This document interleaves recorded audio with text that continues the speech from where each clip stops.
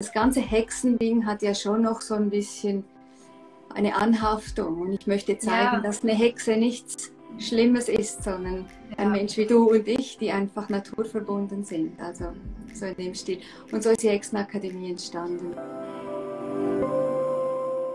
Wie bist du in das Thema Kräuter und Hexenakademie? Du hast ja sogar eine eigene Hexenakademie. Also du hast dich da in ein so spannendes Thema hineingearbeitet. Und mich interessiert es immer am Anfang, wie ist es eigentlich dazu gekommen? Ja, genau, das ist meine Frage an dich. Okay. Ja, also das mit den Kräutern, gell, ich bin auch hier in der Schweiz in den Alpen aufgewachsen und wir waren natürlich immer draußen. Plus war meine Großmutter mütterlicherseits eine absolute Kräuterhexe. Also sie hat immer Kräuter gesammelt, getrocknet, Salben gerührt, Tees draus gemacht und sie hat mich immer mitgenommen. Also ich fand das immer super, super spannend natürlich. Als Kind habe ich das noch nicht so realisiert, was das für ein Schatz war oder was das für ein Geschenk war, so eine Großmutter zu haben. Und ich fand es einfach toll, mit meinem Körbchen da um den Arm mit ihr mitzugehen und Sachen zu sammeln. Und sie hat mir gezeigt, was und hat mir erzählt, warum. Ich habe da natürlich nicht immer zugehört oder mir alles gemerkt, absolut nicht. Aber ich fand es einfach immer schön, auch so mit den Ringelblumen. Dann haben wir eine Salbe draus gemacht oder dann haben wir Arnika-Schnaps gemacht, für, also Tinktur eigentlich, sagt man jetzt natürlich. Und ja, sie hat natürlich auch Tee, ganz viel Tee selber gemacht, also Mischungen, selbst getrocknete Kräuter. Und ich habe das immer geliebt. Ich fand das schön. Ich durfte ihr immer mithelfen. Ja, und so war das wie irgendwie halt ein Teil von mir, diese Kräuter. Und sie hatte auch immer etwas, weißt du. Also sie hat, wenn wir zum Beispiel wandern gingen, mit der Familie, weiß ich noch, am Abend hat sie uns jeweils die Waden mit dem Arnika-Schnaps einmassiert, quasi, dass wir keinen Muskelkater bekommen. Oh, Oder wenn wir irgendwo eine Wunde hatten, kam sie natürlich mit der Ringelblumensalbe. Und ja, ich bin von meiner Mutter und Großmutter so aufgewachsen, dass man einfach immer, wenn jemand etwas hat, kann man etwas geben. Und das war eigentlich auch mein Traum. Aber nachher, gell, dann wirst du älter und wirst Teenager und so, da habe ich mich dann ein bisschen entfernt von dem Ganzen. Ja. Bin dann aber wieder zum Ganzen zurückgekommen. Als unser Sohn vor 19 Jahren zur Welt kam, haben wir ja, dann beschäftigst du dich wieder mehr mit solchen Themen irgendwie. Und ja, irgendwann fand ich dann, jetzt mache ich die Ausbildung zur Kräuterfachfrau, einfach um fundiert noch ein bisschen mir Wissen anzueignen. Das wollte ich dazu mal unbedingt machen. Einfach für mich, nicht für Kurse oder so etwas. Und ja, ich bin voll aufgegangen, gell? Das war irgendwie so ein Ankommen und so ein Erkennen, ja, das ist genau mein Weg, das ist das, was ich liebe, das, was ich machen möchte. Und dann auch eben halt selber die Salben machen und alles. Und wenn jemand kommt, habe ich jetzt vielleicht immer den Schrank voll mit irgendwelchen Mittelchen und so. Das ist so mein Kräuterweg. Ja. Und ja, die Hexenakademie ist aus dem Ganzen raus entstanden. Gell? Das ist natürlich dann, ja, ich habe mich irgendwie vor 17 Jahren auf diesen Weg gemacht und da kommt immer noch anderes dazu, halt auch so ein bisschen so, dass wenn du immer in der Natur draußen bist und viel spürst oder alles spürst und viele Leute sind immer zu mir gekommen, haben mir Fragen gestellt, du, wie räucherst du, wie machst du das mit den Pflanzen, pendelst du und irgendwie aus dem heraus, aus den ganzen Fragen, die immer gekommen sind, ja, ist dann eigentlich die Hexenakademie entstanden, weil ich gemerkt habe, das ist schon ja, etwas, was die Menschen möchten, so mehr über diese Themen wissen. Und mir ist es einfach ganz wichtig immer, dass das alles sehr bodenständig ist und alltagstauglich und weißt du so, weil ich bin ein sehr bodenständiger Mensch und ich möchte die Menschen abholen, die sich gerne ein bisschen in das Thema reinkommen, aber vielleicht noch ein bisschen Hemmungen haben oder auch nicht in so einen Kurs 1:1 gehen möchten, weil das ganze Hexending hat ja schon noch so ein bisschen eine Anhaftung und ich möchte zeigen, dass eine Hexe nichts Schlimmes ist, sondern ein Mensch wie du und ich, die einfach naturverbunden sind, also so in dem Stil. Und so ist die Hexenakademie entstanden und ich freue mich riesig, konnte ich jetzt richtig starten und es läuft weiter im Hintergrund, also die Kurse kommen jetzt eins nach dem anderen. Ja, ja. Ja, das ist etwas Spannendes, was du ansprichst mit dieser Anhaftung. Also dieses Wort Hexe, das ist ja eigentlich nicht schön, wenn man Hexe genannt wird. Das ist immer noch eigentlich ein Schimpfwort. Auch ja, wenn wir daran arbeiten, dass es jetzt langsam umgepolt wird. Aber es ist schon unglaublich, die Diskussion auch,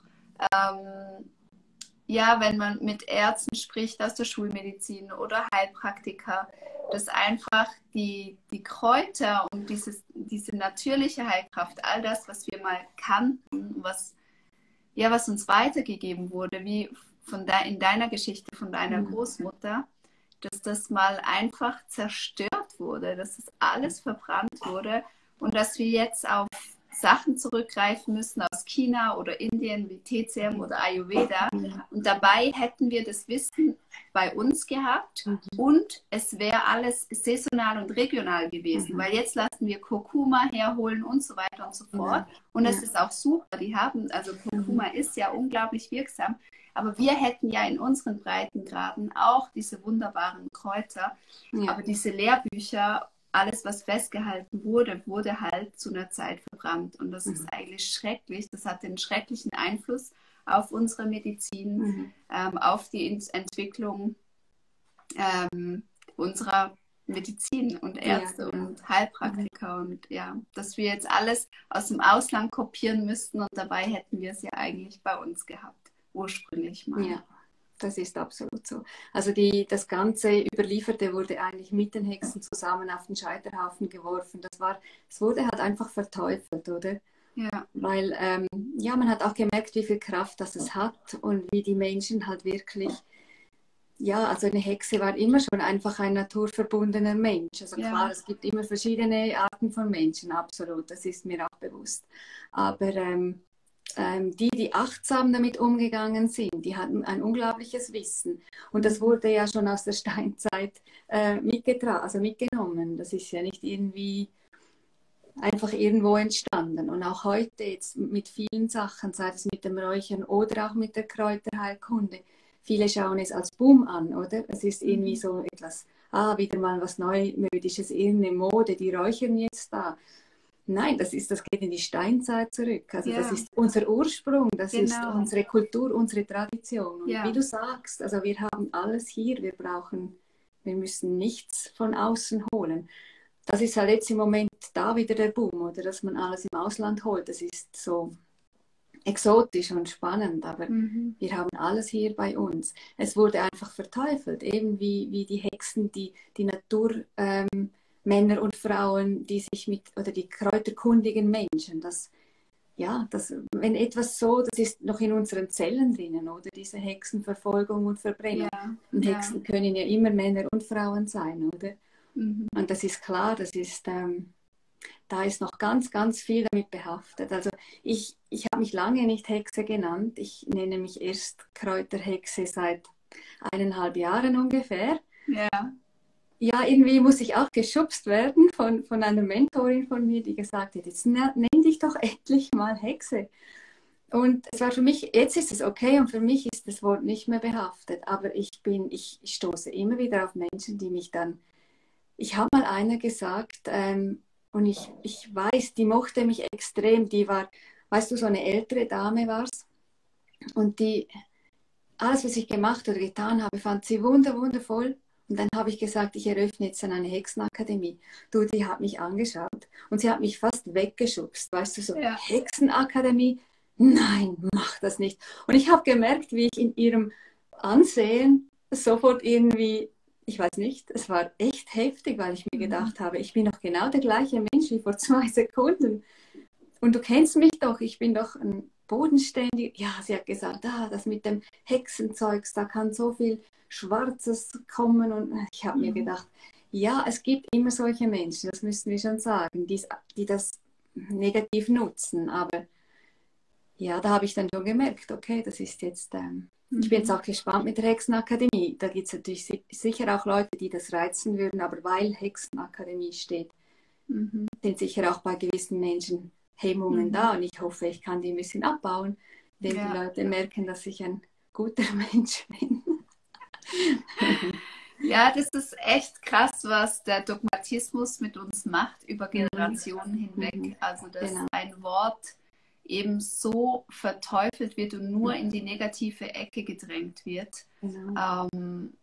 Ja, das ist die Gefährlichkeit, wie wir Wörter benutzen und uns sogar abnutzen. Ja, spannend. Kann ich mir super gut vorstellen, dass es so ist. Ja, kann ich mir sehr gut vorstellen. Aber ich kann das aushalten. Also für mich ist es irgendwie so, ich möchte einfach wie irgendwie das Gegenteil auch beweisen und zeigen, hey, das muss nichts Böses sein. Also es darf wieder salonfähig werden. Und ja, ich möchte nicht provozieren damit, absolut nicht. Nein. Aber das ist einfach mein Herzensding. Auch die Hexenakademie, das ist wie mein Lebenswerk wird das irgendwie, weil das ist so etwas, eine Plattform, wo ich endlich das so richtig alles ausleben kann, weißt du. Und ich möchte einfach Menschen inspirieren, an die Hand nehmen und so die kleine Hexe in den Menschen ein bisschen einführen. Und mein Ziel ist es, dass sie wie merken, hey, ich brauche keine Kurse von Corinna, ich habe das Wissen in mir. Ja, das ist eigentlich mein Ziel, dass sie schnell mal merken, sie müssen das nicht irgendwo im Außen lernen. Aber wir Menschen sind so, oder? Das haben wir so gelernt. Der heutige westliche Mensch vor allem, dass wir immer in eine Schule, in einen Kurs und so gehen. Aber irgendwann hört das auf. Also bei mir hat das wie aufgehört. Nach der Kräuterfachausbildung zur Kräuterfachfrau. Irgendwo hat es Klick gemacht. Ich habe ja auch einen Frauenkreis aufgebaut und ich habe keine Ausbildung dazu gemacht. Da hat es plötzlich irgendwie Klick gemacht. Hey, ich kann einfach aus dem Herzen raus machen. Ich muss nicht lernen, das zu tun. Aber natürlich so vom Grundding her, wie mit den Kräutern, hat mir das gut getan, diese Ausbildung zur Kräuterfachfrau. Das hat mir so wie innerlich ein bisschen mehr Sicherheit noch gegeben. Und aus dem heraus durfte jetzt ja unendlich viel entstehen. Ja. Und ich mache nicht so die klassischen Kräuterworkshops, weil ich finde es einfach schön, wenn man das Mystische noch ein bisschen einfließen lassen kann, so das alte Wissen von den Germanen und so. Also bei mir hört man nicht so viel von Antioxidantien und all den Fachwörtern, sondern mehr so das, Geschichten halt auch von Germanen, Kelten. Man kann sich wie auch besser merken, habe ich das Gefühl. Genau. Also man möchte wirklich das medizinisch lernen, dann ist klar, dann muss man nicht zu mir kommen. Ja, mega spannend. Mega, mega spannend und so toll, dass du da einfach deinen Weg gehst und es umsetzt und in deine Berufung reinfindest. Das ist schon so heilsam an sich, wenn man entdeckt, wer bin ich eigentlich und was darf ich ausleben. Das ist sehr, sehr heilsam. Ja. Abgesehen von der Heilkraft der Kräuter, wozu wir noch kommen natürlich. Das ist so. Das ist wirklich so. Und es ist einfach der Weg, ist das Ziel. Und ich kenne so viele Menschen da draußen, die sagen, ich möchte auch so etwas machen, ich möchte selbstständig sein.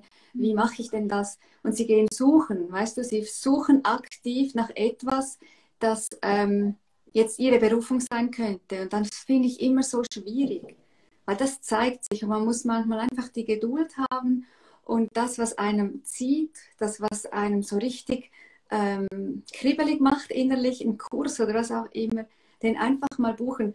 Da hoffe ich auch mit der Hexenakademie die eine oder andere Person abzuholen, die einfach mal so einen kleinen Kurs bucht oder auch einen größeren und aus dem heraus etwas entstehen darf, dass ein Funken springen darf und ein Mensch plötzlich merkt, hey, das ist mein Weg. Als ich die Ausbildung zur Kräuterfachfrau gemacht habe, hatte ich nicht im Hinterkopf, was ich damit mache, sondern ich wollte wie meine Seele nähren, weil ich wollte es einfach machen. Und jetzt innerhalb der letzten 6, 7 Jahre ist so viel daraus entstanden. Und das hatte ich nie so geplant. Und ich denke mir, das ist ganz wichtig, dass man da nicht so aktiv auf die Suche geht, was ist meine Berufung, sondern aus dem Leben heraus da reinkommt, oder? Weil dann ist es auch, dann kommt es aus dem Herzen. Also ich sage nicht, etwas anderes kommt nicht von Herzen, aber es ist viel einfacher, weil das fließt dann automatisch. Da muss man nicht irgendwie noch, weiß ich nicht, wie viel lernen, sondern einfach das, was du im Herzen trägst. Ja, das ist so ein wichtiger Punkt, den du ansprichst. Also nicht die Suche im Außen, sondern die Suche in sich drin. Ja. Und das setzt auch voraus, dass wir irgendwie lernen, still zu werden und auch Dinge anzunehmen, mit denen wir vielleicht nicht so happy sind, was einen selber betrifft. Definitiv, ja. Genau. Oh, ja. Ja, bei mir war das größte Thema meine Ungeduld, und da hat meine Krankheit zum Beispiel mir unglaublich viel Geduld gelernt und mein Heilungsweg, weil der dauert einfach enorm lange und beinhaltet auch immer wieder Rückschritte. Das ist ganz normal, weil wir zyklische Wesen sind. Ja. Und da in diese Geduld reinkommen zu dürfen, das ist mega schön, auch wenn es hart ist. Ja, es ist so. Ich weiß, was du meinst. Das geht mir genau gleich. Ich bin so, auch in so einer Phase im Moment. Also ich war immer krank und ich hatte schon so viele Sachen und viel Chronisches. Und ja, seit einem Jahr stecke ich auch wieder mal einmal mehr, so in einem wirklich heftigen Prozess, und er ist so spannend. Er ist so anstrengend, aber es ist so heilsam. Jetzt habe ich nämlich seit 10 Tagen noch eine sehr schmerzhafte Gürtelrose. Und ich habe so richtig das Gefühl, es ist die Heilung im ganzen Prozess drin. Weißt du, jetzt kommt das noch von innen raus. Genau, jetzt kommt es raus. Jetzt kommt es raus. Es bricht aus mir heraus. Ja. Es ist so schmerzhaft und es ist so anstrengend. Und ich dachte mir, es kommt schon wieder etwas, aber ich habe sofort gemerkt, nein, das gehört zum ganzen Heilprozess dazu. Das muss jetzt, der Körper will da jetzt einfach noch die Gifte loswerden, rausnehmen. Genau. Ja, mega spannend. Ja, spannend. Und da habe ich dasselbe wie du. Seit einem Jahr bin ich in dem Prozess und es braucht so viel Geduld. Ja. Ja. Auf die Geduld. Genau. Ja, hast du uns ein paar Kreuzer mitgebracht, die wir anschauen dürfen? Ja, habe ich. Ich bin nämlich schon so gespannt. Mein absolutes Lieblingskraut, das weißt du ja, ist der Sellerie. Trinke ich jetzt auch regelmäßig seit ein paar Wochen. Oh, ja. Da wird die Gürtelrose dir auch danken. Ja. Es ist extrem gut, weißt du. Es tut wirklich, man spürt es. Ich trinke das Glas voll Selleriesaft und ich spüre sofort, wie es leichter wird im Körper. Das ist echt fantastisch. Genau, gerade wir, die sehr feinfühlig sind, wir spüren das enorm schnell. Also jetzt geht es gerade wieder, jetzt im Herbst schmeckt er besser, aber im Sommer ist das super eklig. Aber trotzdem merkt man so, es tut gut, auch wenn es hier nicht gut ist. Hier. Ja, genau. Ja, das stimmt. Ja, ich habe ein paar Kräuter vorbereitet. Du hast gesagt, ich soll meine Lieblingskräuter mitbringen. Und oh mein Gott, meine Lieblingskräuter. Wie lange hast du Zeit? Noch 40 Minuten. Ja, super, wunderbar, super. Nein, das ist gar nicht so einfach mit meinen Lieblingskräutern. Aber ich bin vorhin noch eine Stunde in mich gegangen, habe mir so ein paar Stichworte aufgeschrieben. 5 Sachen habe ich ausgesucht. Aus meinen Lieblingskräutern, wo ich gedacht habe, es ist der größte Beitrag auch für dich und für deine Community oder für die Community allgemein. Und zwar, ich würde sagen, wir beginnen gleich mit der Brennnessel. Die kennt man ja noch so ein bisschen. Ja, toll. Und die kommt jetzt gerade so auch bei mir wieder voll im Einsatz mit der Gürtelrose. Weil die Brennnessel, ich glaube, die kennen wir alle. Da zeige ich jetzt kein Foto, das ist etwas Wundervolles. Oftmals wird es als Unkraut auch heute noch angeschaut, wobei ich das Gefühl habe, dass ihre Heilwirkung immer bekannter wird jetzt wieder. Auch durch Menschen, die vegan leben, die vegetarisch leben, aber auch sonst die Menschen, Gott sei Dank, gehen wieder zurück mehr so auf das, was gerade um sie herum wächst. Ja. Und mir ist es auch wichtig, dass man gerade solche Sachen, die gerade vor der Haustüre man findet, dass man da mal beginnt, wie du sagst, nicht weiß ich nicht wohin und welche Wurzeln aus dem Ausland zuerst mal ausprobiert, sondern das, was vor unseren Füßen liegt. Ja, genau. Und die Brennnessel, die ist eigentlich immer da, wo Stickstoffe im Boden sind. Und ich finde es noch spannend, weil die Archäologen, die machen sich das heute noch zunutze. Meistens siehst du so um die Ställe herum oder wo Menschen gelebt haben, Bauernhöfe oder allgemein Menschen, siehst du die Brennnessel, oder? also wir haben eine Alphütte, da hat es überall am Stall entlang die Brennnessel, weil die neutralisiert und heilt den Boden. Die entzieht dem Boden die ganzen Schadstoffe, Stickstoffe und wenn du jetzt so zum Beispiel irgendwo auf einem Feld bist und plötzlich ist da die Brennnessel, dann können Archäologen nutzen das und graben da und finden oftmals alte Siedlungen. Wow. Weil da, wo Menschen waren und ja, aufs WC gingen oder dazu vielleicht noch weniger auf eine Toilette, unsere Ausscheidungen sind oder von den Kühen oder Tieren sind im Boden. Und finde ich sehr, sehr spannend, dass man das heute noch so nutzen kann. Also die Brennnessel reinigt quasi den Boden vor Umweltgiften und das macht sie auch mit uns. Also zum Beispiel Umweltgifte sind zum Beispiel auch Allergien, oder? Also wenn man Allergien hat, dann hilft die Brennnessel wunderbar und reinigt dann auch den Körper, ist ja super für den Stoffwechsel. Gerade so im Frühling oder so kann man ja Spinat machen oder so viele Sachen oder Suppe aus den Brennnesselblättern und das heilt in uns einfach die Gifte, das ist gut für den Stoffwechsel und der Tee aus der Brennnessel, der spült mal alles so schön aus uns raus. Ich mache das jetzt mit der Gürtelrose, unterstützt mich auch die Brennnessel, um die Sachen auszuleiten, oder all die Viren und all die Sachen, die mir im Moment das Leben schwer machen, werden so ausgeleitet. Und sie brennt, wenn wir sie berühren, brennt sie. Zum Glück brennt sie, sonst wäre sie schon lange ausgerottet. Und das ist wie ein Gift, dass die quasi, das ist wie ein Gift in diesen Stacheln drinnen. Das ist verwandt mit Schlangengift übrigens. Das ist wirklich sehr heftig, genau. Und sie brennt uns, also wir berühren sie, sie brennt uns, aber sie ist auch gut für alles, was brennend ist.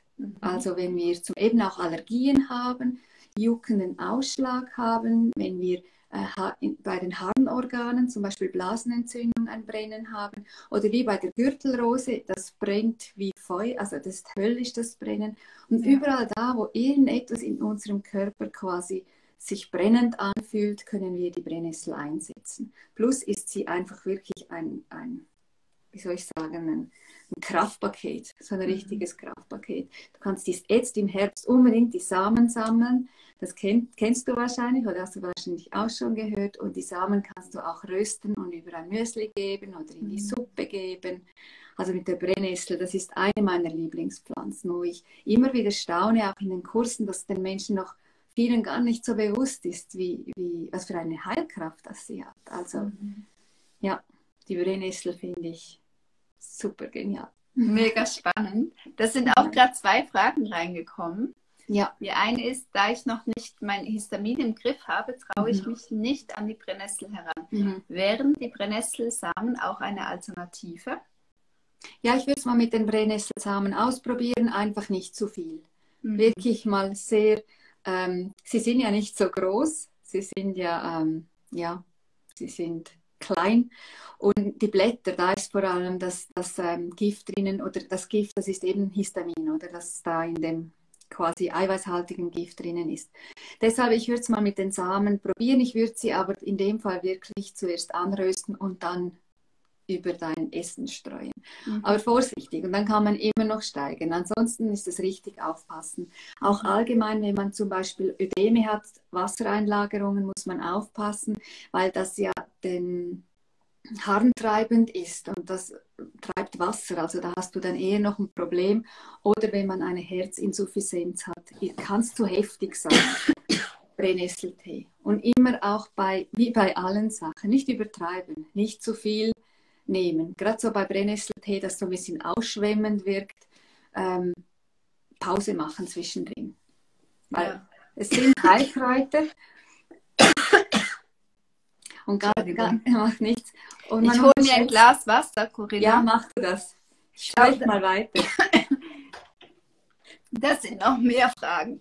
Okay, ich schau mal, ob ich was sehe. Ich bin da nicht so technisch bewandt, meine lieben Leute. Noch eine Frage. Muss man?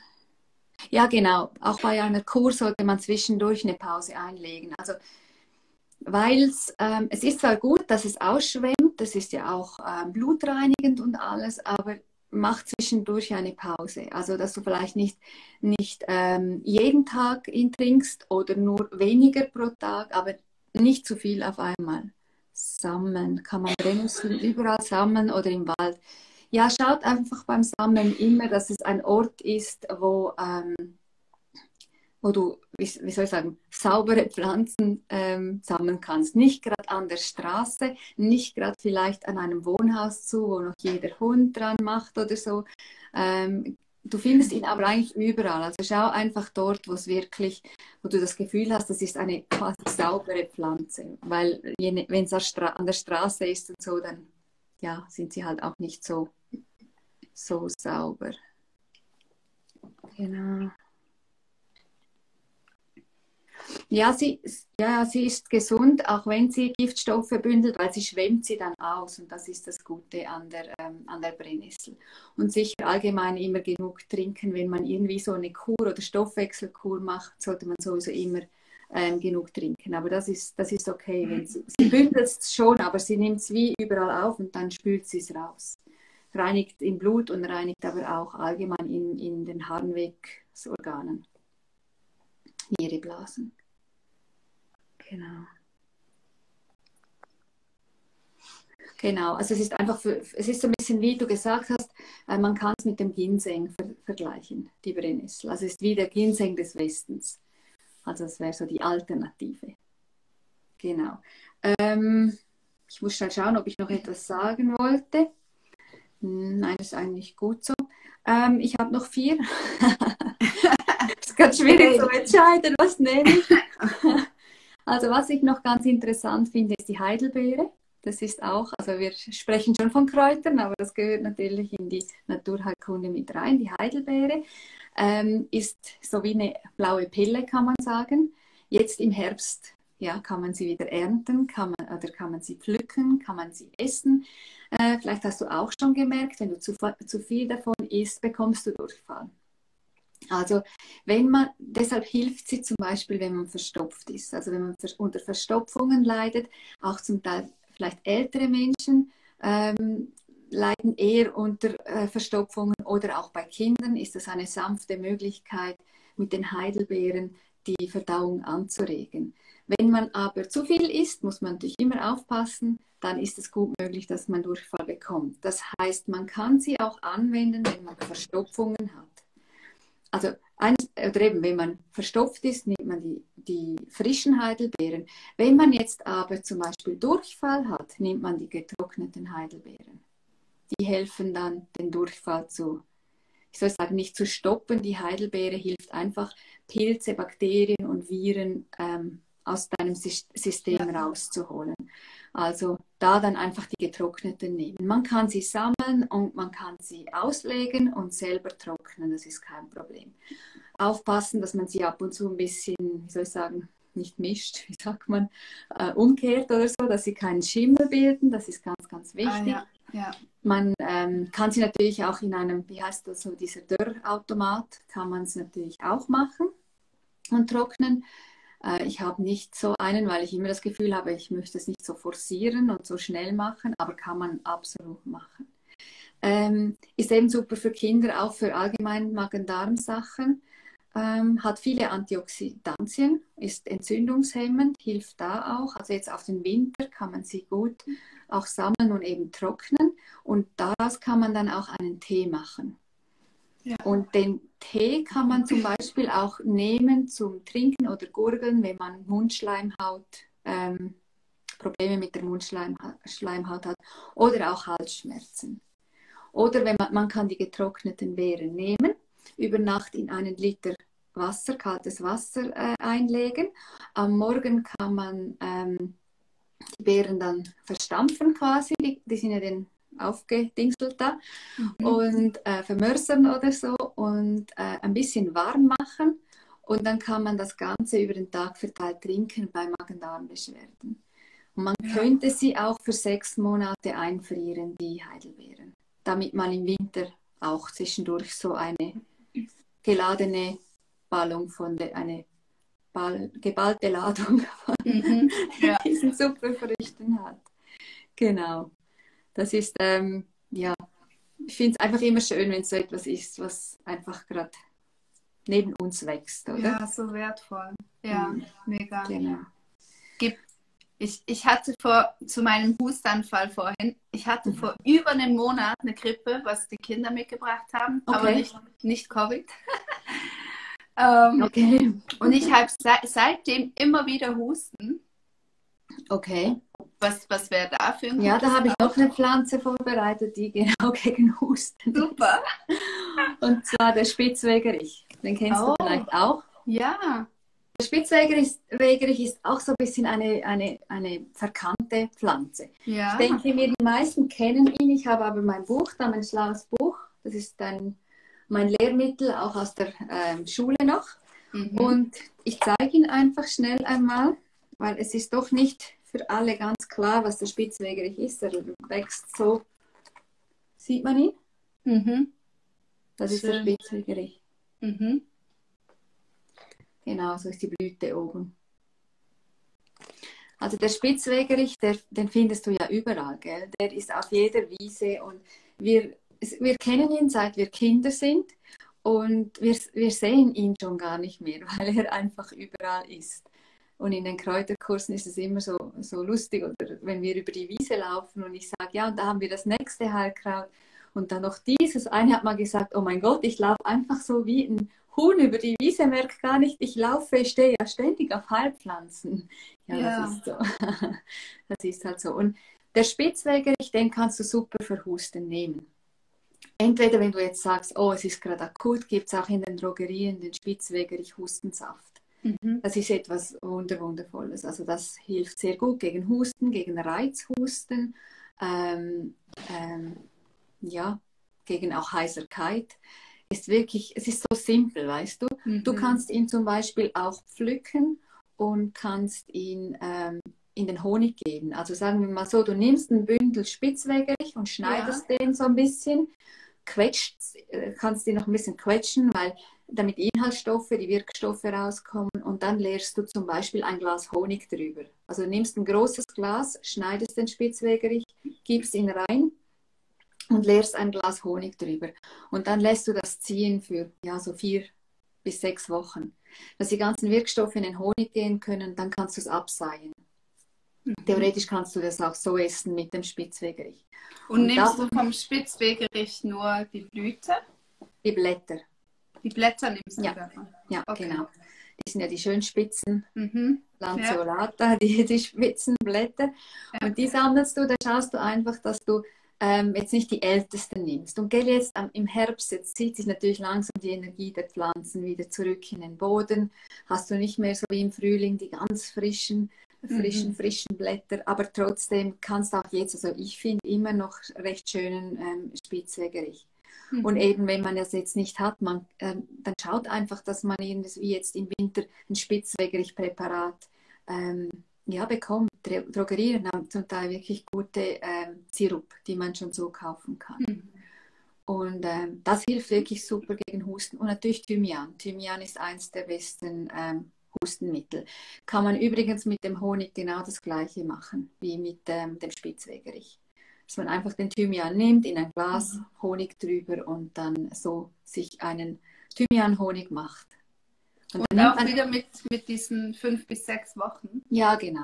Und ich quetsche die Kräuter jeweils einfach wirklich ein bisschen an, damit die Wirkstoffe besser rauskommen. Aber Thymian ist eines der besten Hustenkräuter. Kannst du natürlich auch als ätherisches Öl nehmen, diffusen, inhalieren. Genau. Thymian ist da super. Der Spitzwegerich ist wirklich entzündungshemmend, ist so antiviral etc. Und man kann den nicht nur für Husten nutzen, sondern er ist ein Naturpflaster. Für die Wundheilung ist der Spitzwegerich Gold wert. Also es ist unglaublich, aber es ist ja so eine unscheinbare Pflanze eigentlich, gell? Und weil man sieht sie einfach überall und sieht sie trotzdem nicht. Und sie hat es ist wie ein natürliches Antibiotika. Und die hat also wirklich wissenschaftlich bewiesen ungefähr die gleiche Heilkraft wie Penicillin.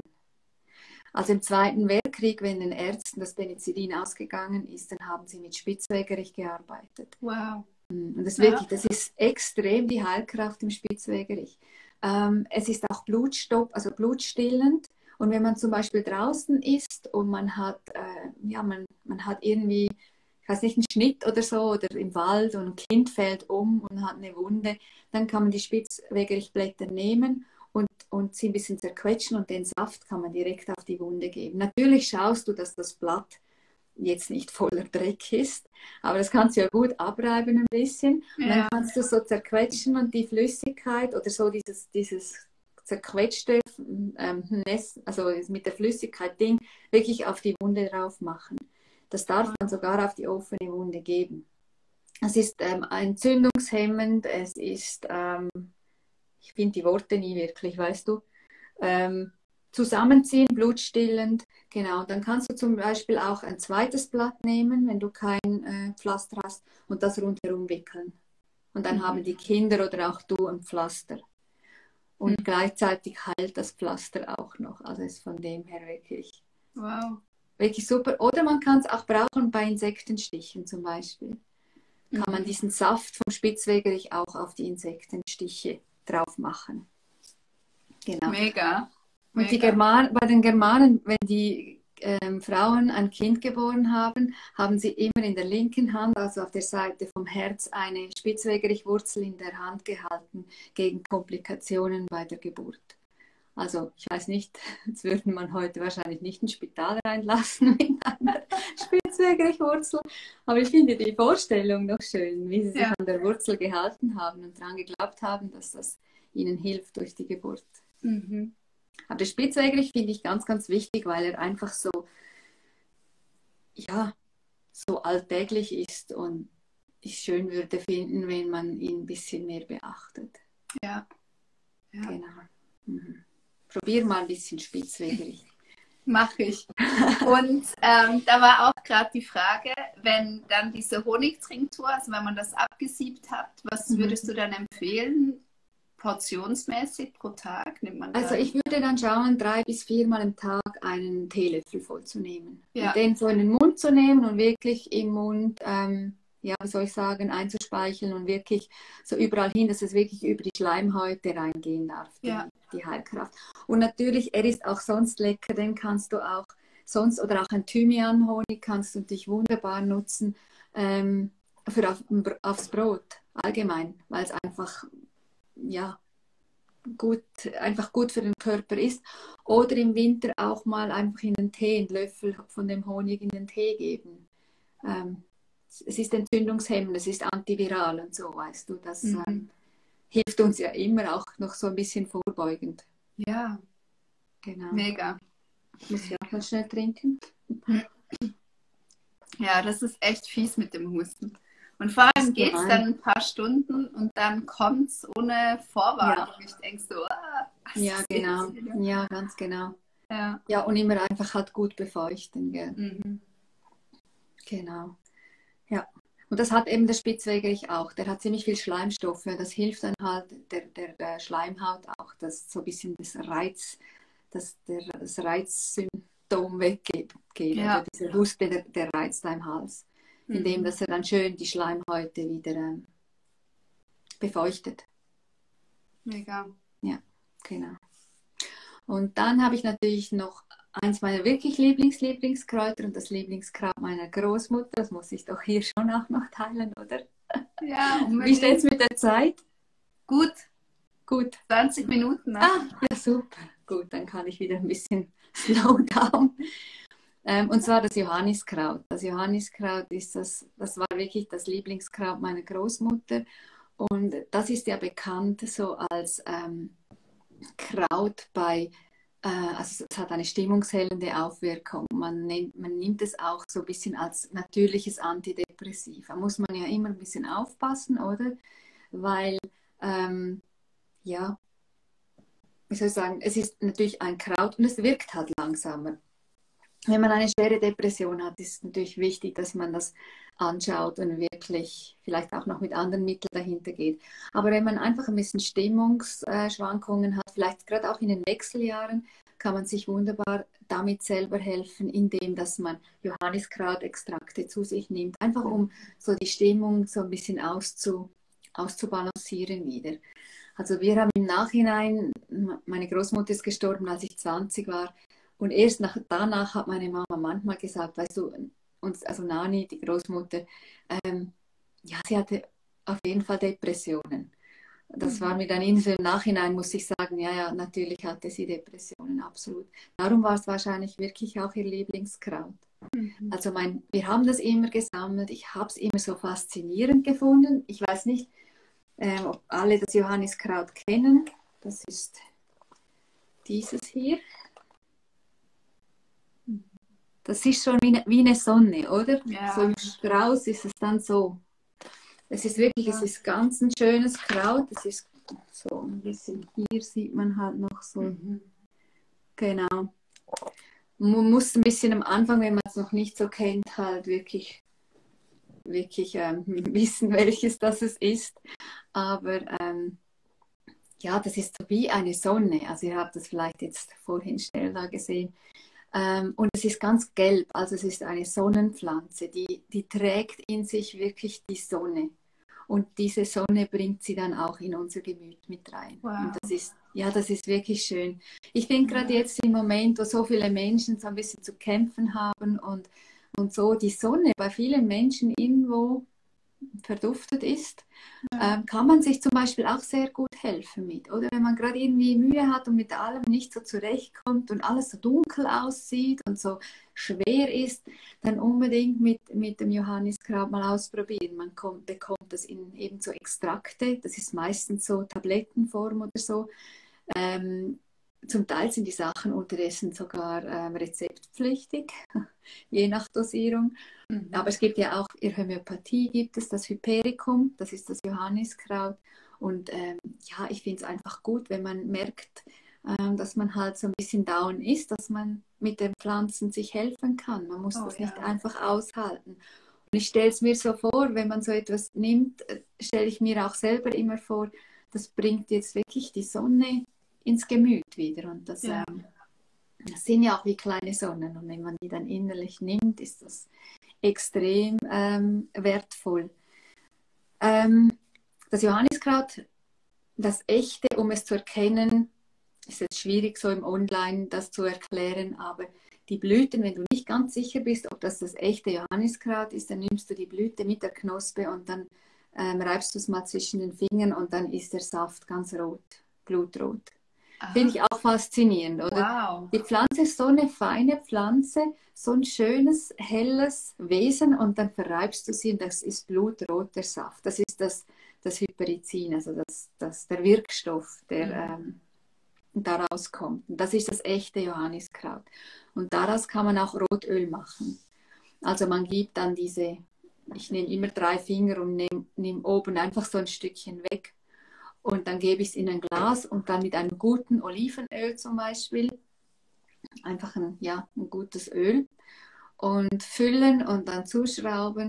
Und wenn man sonst so Auszüge im Öl macht, dann stellt man das nie in die Sonne, aber das Johanniskrautöl, das stellt man am Fenster an die Sonne, ungefähr 6 Wochen. Und jeden Tag einmal mit ganz viel Liebe schwenken.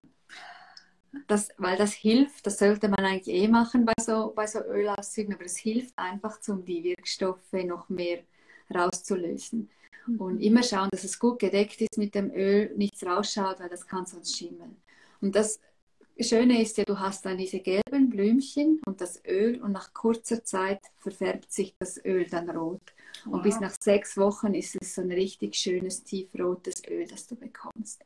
Und dieses Öl ist wunderbar bei Verspannungen, ist auch allgemein entspannend, aber auch wenn du Nackenverspannungen hast, wenn du stumpfe Verletzungen hast, bei Sonnenbrand zum Beispiel, bei leichten Verletzungen, nicht bei offenen Wunden, aber wenn du zum Beispiel eine Narbe hast oder schlecht heilende Wunde, die aber zu ist oder so an Wundrändern entlang, kann man es da drauf geben und das ist entzündungshemmend und wirkt wirklich, also ich finde, manchmal wirkt es wirklich fast Wunder. Ich habe auch jetzt mit meinen Schmerzen, ich habe die Gürtelrose, aber die Blätterchen, die kommen bei mir nicht wirklich. Ja. Und ich gebe das jetzt auch einfach gegen den Schmerz wirklich auf meinen Oberschenkel drauf. Ich habe so einen Oberschenkel, ja.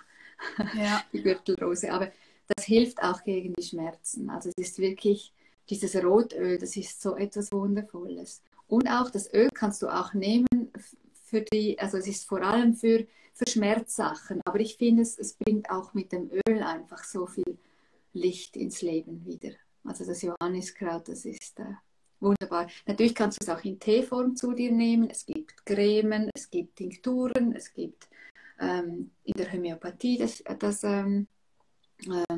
eben das Hypericum, also das Johanniskraut, das möchte ich allen wirklich von Herzen ans, ans Herz legen. Ich muss mal schauen, ob ich noch irgendetwas Wichtiges, genau was wichtig ist.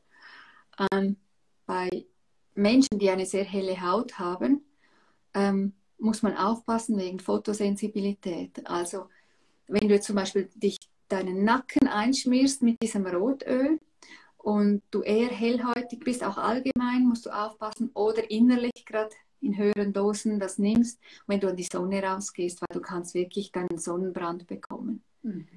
Also da muss man ein bisschen aufpassen. Nicht das Öl drauf tun und dann gerade in die Sonne gehen, ja, da kannst du dich verbrennen. Das Gute ist aber, wenn du dich verbrennt hast, kannst du wieder Johanniskraut. Das hilft dann gegen die Verbrennung.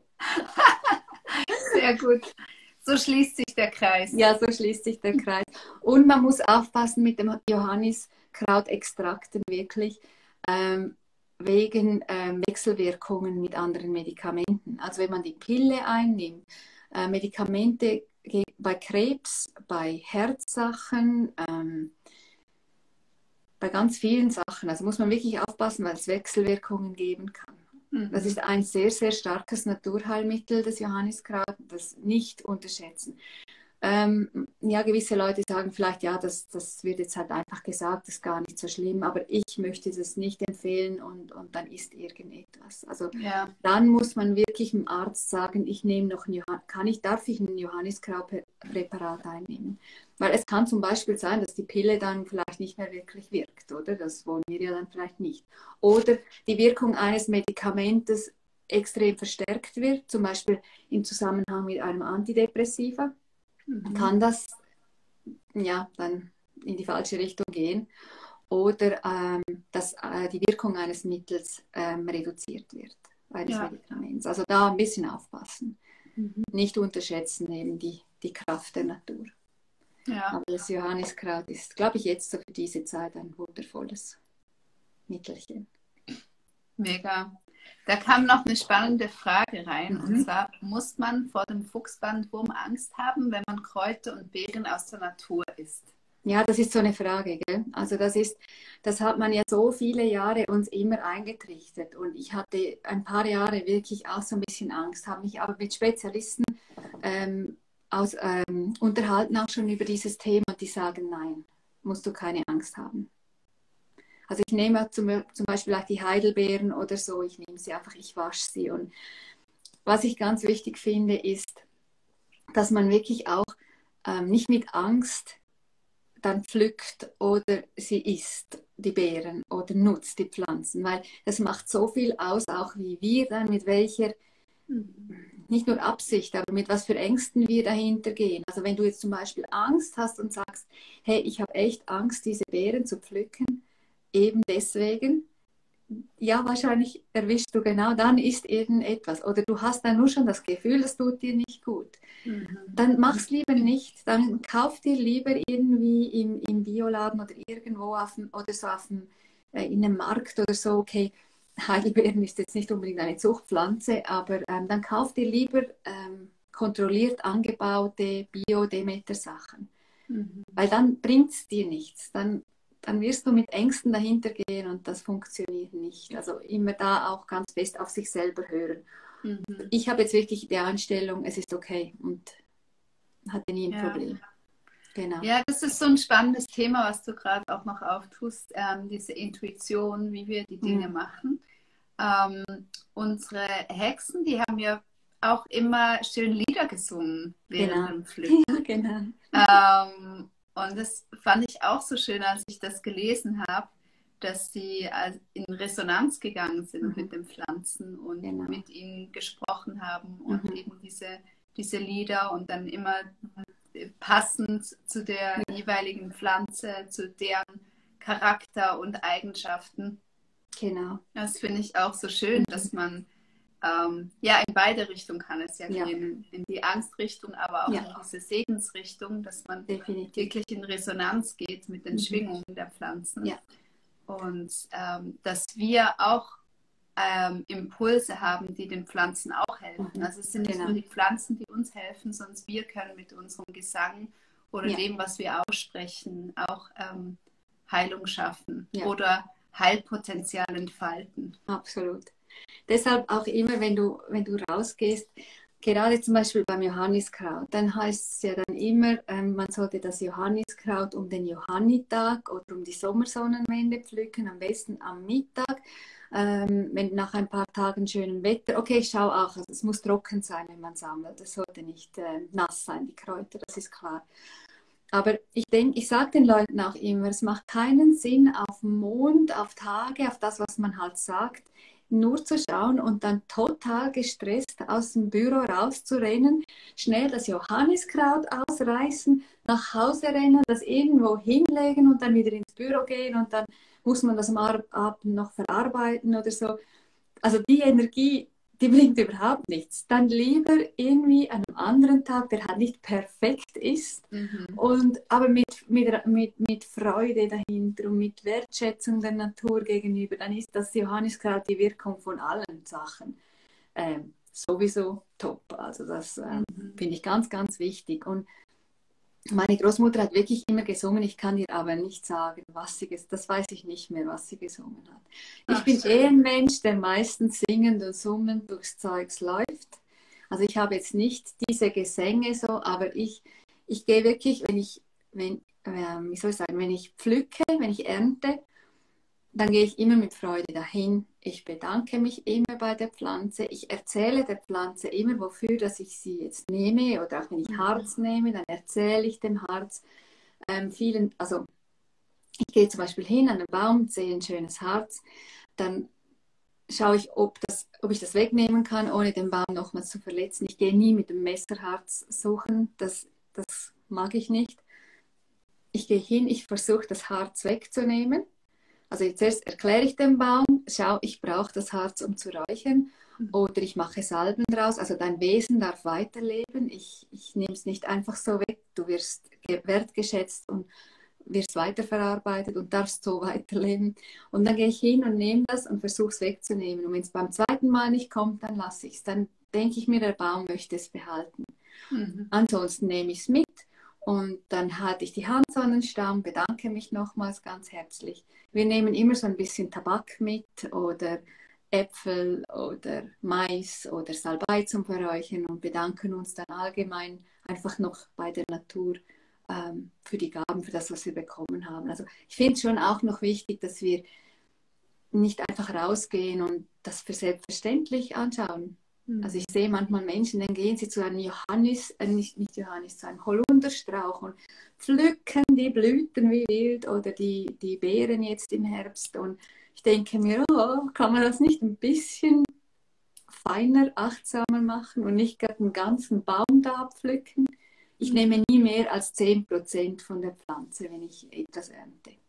Ja. Und der Rest darf dann weiter versamen oder es kommen noch mehr solche Kräuterhexen angeflogen oder für die Bienen natürlich. Also das finde ich schon, ja. Also das beginnt ja bei der Ernte oder auch wenn du etwas im Garten ansäst oder so.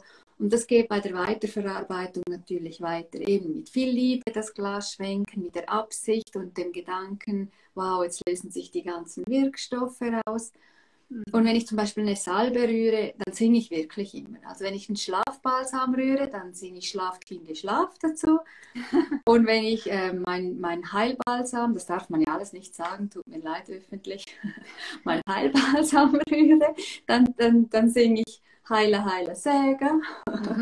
Also ich versuche immer so, ich schaue wirklich, dass ich, wenn ich Sachen mache oder auch Räuchermischungen, dass ich wirklich in der Energie drinnen bin, die da jetzt entsteht und dass ich in einer guten Energie bin. Und nicht einfach, jetzt muss ich heute den ganzen Tag im größten Stress die Salben rühren und so, und oh Mann, oder Mist, jetzt ist das anstrengend und so, sondern ich glaube so fest daran, dass man mit dem Rühren da alles mit reinrührt. Und ich will ja nur das Beste mit reinrühren. Also da einfach, ich glaube im Ganzen einfach achtsam sein. Mhm. Genau. So schön, so schön. Ja, jetzt haben wir nur noch 4 Minuten. Jetzt ist die Zeit doch vorangeschritten. Das ist gut, das ist wunderbar. Ich wollte euch noch vom Sanddorn erzählen, aber ja, das ist sowieso, ich war nicht sicher, ob ich soll oder nicht, weil er ist noch nicht so verbreitet bei uns, jetzt gerade in der Schweiz, in Deutschland schon viel, viel mehr. Ja. Einfach das noch als Tipp, vielleicht schaut mal ein bisschen, was Sanddorn ist. Es ist fürs Immunsystem unendlich wertvoll. Das hat Vitamin C hoch 10, Wow. also viel mehr als Zitrone. Auch für Veganer ist es gut. Es ist eine Pflanze, die aber Vitamin B12 in sich drinnen hat. Es ist ein Ölweidegewächs, also es ist ölig, eine ölige Pflanze. Und ja, das ist wirklich für mich so ein bisschen ein Geheimtipp, auch für auf den Winter in der Drogerie, so Sanddornsaft zu kaufen und den zu nehmen. Sanddornsaft. Mhm. Wow, das klingt wirklich mega gut, weil es uns an Vitamin C fehlt. Genau. Und unsere Früchte werden ja so früh geerntet, dass wenn sie dann mal hier sind, dass wir eigentlich einen Vitamin C-Mangel einfach haben. Das ist vorprogrammiert. Und gerade in Deutschland, so in Norddeutschland oder Ostdeutschland, hat es noch sehr viel Sanddorn und bei uns in der Schweiz auch wieder viel, viel mehr. Also es kommt jetzt wieder. Ich habe meine Abschlussarbeit über den Sanddorn geschrieben. Wow. Eine unheimlich tolle Pflanze. Ich muss vielleicht auf Instagram mal etwas teilen. Ja, wieder bitte. Mal als eins von den nächsten Kräutern werde ich den Sanddorn teilen. Mhm. Genau. So, so spannend, Corinna. Merci viel, viel, viel mal für ich danke dir deine Zeit und dein Wissen, was du jetzt hier geteilt hast. Du hast wirklich so schön eine Tür aufgemacht in dieses Schaffen mit diesen Kräutern und auch vielleicht für den einen oder anderen eine andere Ebene des Hexendaseins. Ja, genau. Wenn sie noch negativ geprägt wurden, dann ja, das darf sich alles wandeln. Vielen, vielen Dank für dein Schaffen, für dein Sein. Danke und dir dich findet man ja unter Kräuterhexe Corinna bei Instagram. Ja, genau. Und ich glaube, wenn man in Google eingibt, Hexenakademie, würde man auch auf dich stoßen. Ja, genau. Hexenakademie.com. Genau. Super. Ich danke dir von Herzen für die Einladung. Hat mir super Spaß gemacht. Und euch fürs Zuschauen. Schön wart ihr dabei. Ja, danke, dass ihr alle da wart. So schön. Und danke für die Fragen auch. Ich hoffe, wir sind auf die meisten eingegangen. Und Corinna, vielleicht wieder ein anderes Mal. Würde mich mega freuen. Wir könnten auch jede Saison eins machen. Ja, klar, sehr gerne. Bin ich sofort dabei. Ja, mega. So schön. Super. Ich danke dir von Herzen. Danke. Und danke allen. Ciao. Tschüss. Mach's gut. Ciao, ciao.